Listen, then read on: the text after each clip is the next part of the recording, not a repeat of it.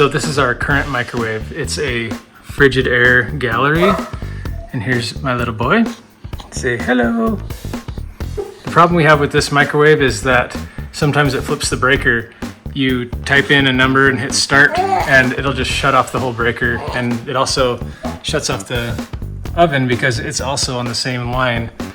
And so this is really frustrating. Sometimes when I was trying to heat up some milk for this guy, it wouldn't work and he'd be crying and I'd have to go downstairs and flip the breaker and it wouldn't work.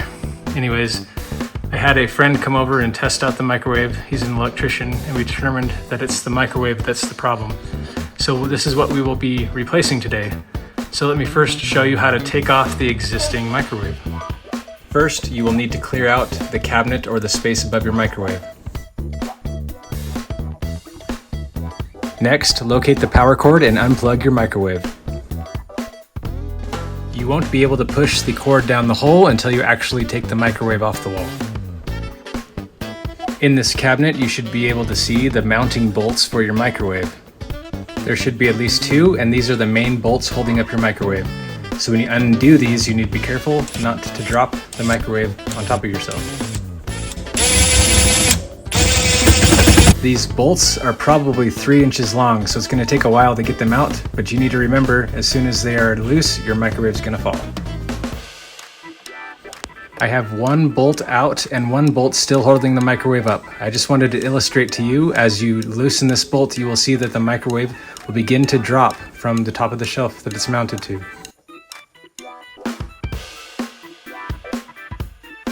If you haven't already, now is a great time to move the oven from underneath the microwave out of the way. This will also allow you to stand underneath the microwave and push up on it while you loosen the screw by hand. Now this is going to take a second, so hang in there. Once your last bolt is out of the way, the microwave will drop free. Remember that the microwave is still connected to the wall where the bottom of the microwave meets the wall. It's connected to a metal mounting bracket. Now you can see me looking around kind of confused as to why the microwave hasn't fallen yet, but it got caught on the power cord and it took me by surprise, as you can see. I make the mistakes so you don't have to. Trademark pending. Once the microwave is dropped to this point, start pulling the power cord out of the hole, otherwise you're going to get caught up on it later when you've got a really heavy microwave in your hand. Hold on to the microwave with both hands and lift up to clear the mounting bracket in the back. Once loose and walking away, make sure you don't trip over the gas line or the power cord for your oven or anything else in the way. Here's the mounting bracket for some visual reference. You can see there's some hooks and this is what the microwave sits on. Keep this in mind when removing the microwave. Just giving you a look at the top of the microwave to see where those bolts were screwing into. This particular microwave has 3 options and was only using 2 of them. It has arrived. Your microwave might be different, but pay attention to the box. This one has instructions on how to take the microwave out of the box. In my case, I'm going to carefully take the tape and staples off the top, remove this styrofoam box and all the things that are on the inside of it, like the plate that spins around in the microwave. Then I'm going to put it back in so that when I flip it onto the other side, it has something to sit on. So here I'm folding the flaps and flipping it over, and then you can take the cardboard box top piece off and you're good. Inside, you'll find the pieces of the microwave, like the plate that spins the food around, the filter covers, the hardware such as the screws, and your instruction manuals.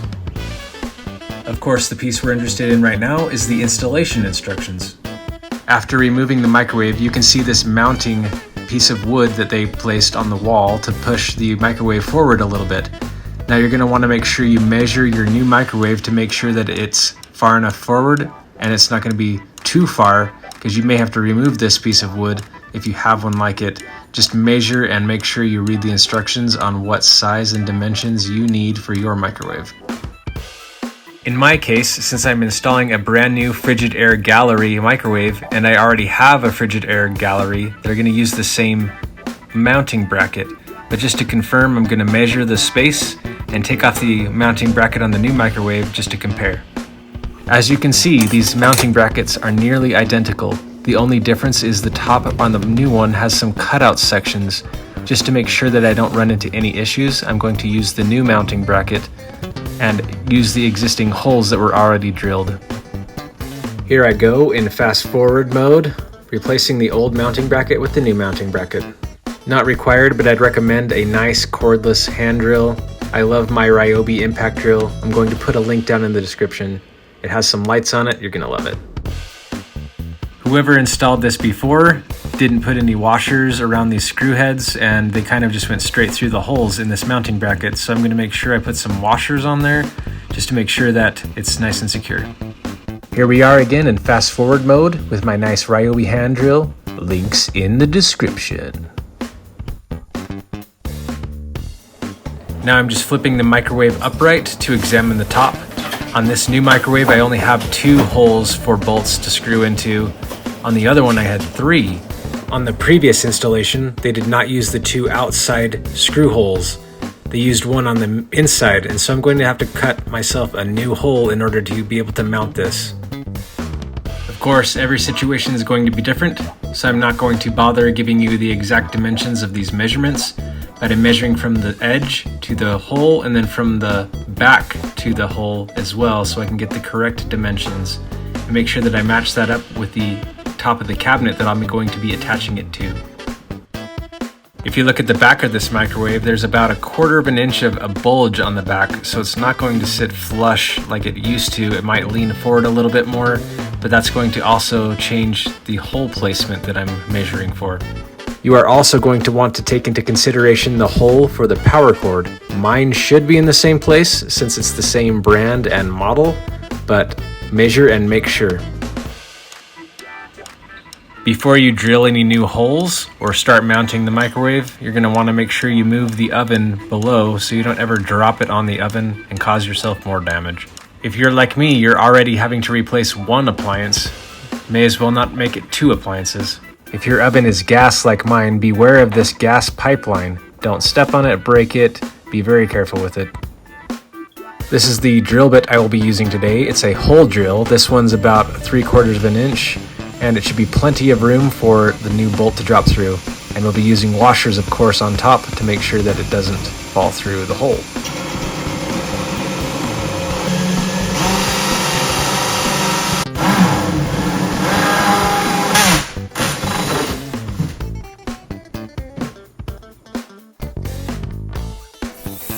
Going to clean up some of the sawdust before I continue.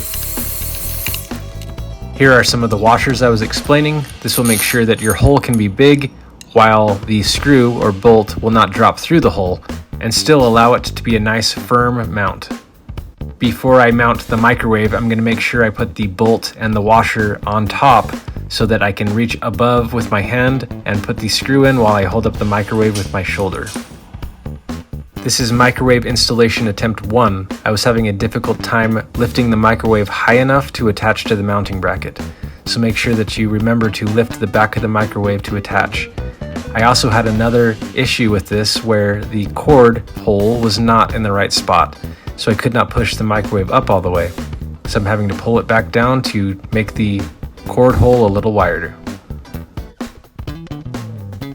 Here I go with my handy dandy hole drill bit, making the hole for the extension cord a little bit wider.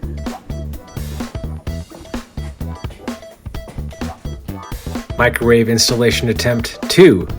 This time the cord goes through the hole just fine, but the left side hole that was already there from the previous microwave is not quite in the right spot. I need to make it a little bit wider too.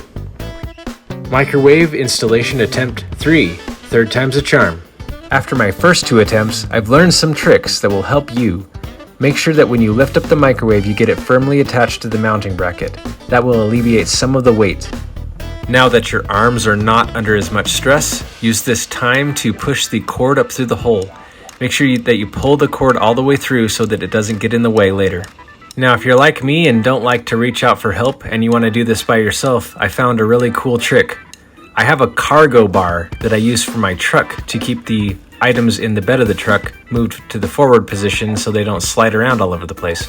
I'm using this cargo bar to lift the microwave so I can do this DIY. I'm standing in the shot so you can't really see the cargo bar. Here it is. The entire weight of the microwave is being held on by the mounting bracket in the back and being pushed up by the cargo bar. I have freedom to line up the screws and make sure I tighten the bolts in place. Cargo bar. You're going to want to hand tighten these bolts so it is nice and firm. That's what she said.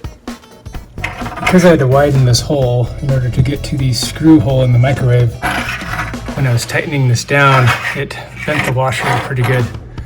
So what I'm going to do is take this half moon piece that I got cut out of the board here. I'm going to put it just on this side. When I tighten it up, it should come back up. Then I got this much thicker washer that's not going to bend on me. So let's do this instead.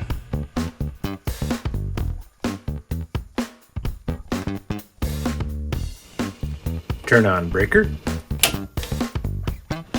Plug in microwave.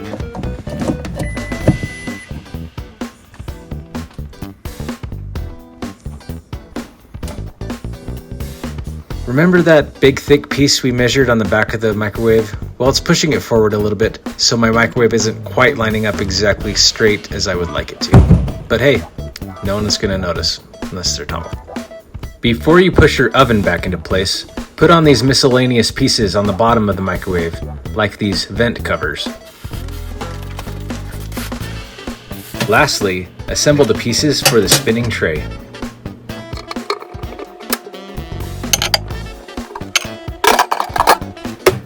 Now test it out.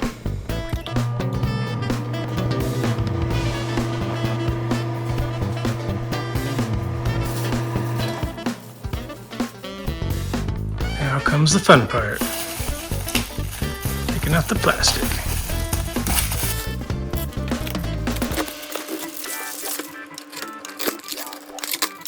Well, there you have it, the uninstallation and installation of an over-the-range microwave. Hope you liked this video, and don't forget to subscribe.